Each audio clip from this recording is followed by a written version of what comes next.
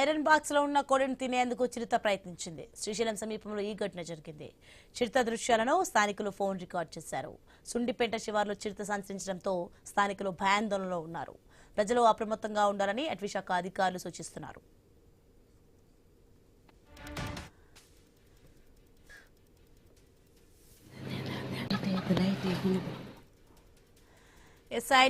మనం breaking visuals చూస్తున్నాం. Iron box లో ఉన్న కోడిని తినేందుకైతే చిరుత ప్రయత్నించిన దృశ్యాలు మనం సీసీటీవీ ఫుటేజ్ లో చూడవచ్చు. ఇక అలాగే శ్రీశైలం సమీపంలో చిరుత కలకలం రేపింది. చిరుత దృశ్యాలను ఫోన్ రికార్డ్ చేశారు స్థానికులంతా కూడా. ఇక సుండిపెంట శివార్లో చిరుత సంచారం కలకలం రేపిందని చెప్పాలి. ఇక భయాందోళనలో అయితే సుండిపెంట ప్రజలున్నారు. అప్రమత్తంగా ఉండాలని అటవీశాఖ అధికారులు అయితే సూచనలు జారీ చేశారు.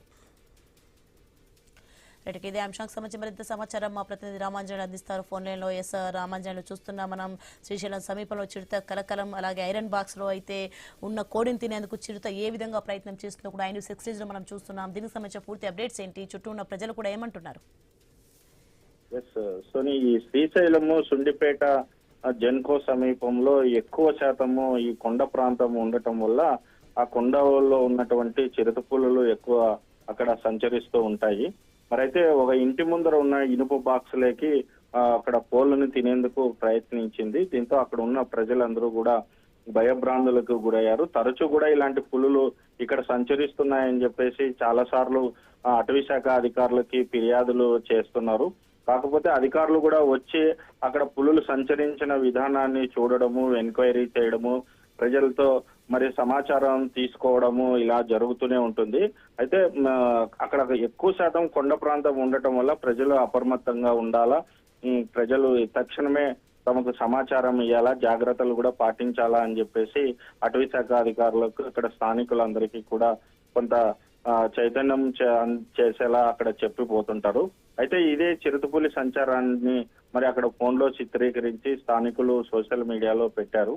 మరి తరచు కూడా ఇలాంటివి వస్తుండటం వల్ల వాళ్ళ ప్రజలు కూడా చాలా వరకు కూడా భయాందోళనకు గురవుతున్నారు.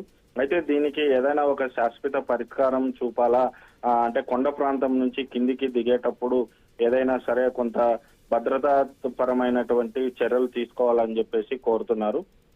అయితే తెల్లవారుజామున రాత్రి పూట సమయాల్లో జనం కూడా బయట సంచరిస్తుంటారు. నిద్రపోతున్నటువంటి సమయంలో వస్తే చాలా ఇబ్బందికరంగా ఉంటుంది, ప్రాణాలకే ముప్పు లాంటి పరిస్థితులు ఏర్పడతాయి. కాబట్టి తక్షణమే అధికారులు చర్యలు తీసుకోవాలని చెప్పేసి స్థానికులు అందరూ కోరుతున్నారు. అధికారులు కూడా ఆ మేరకే కూడా చర్యలు చేపడుతున్నారు. Soni, right, thanks for information Ramanjaneyulu.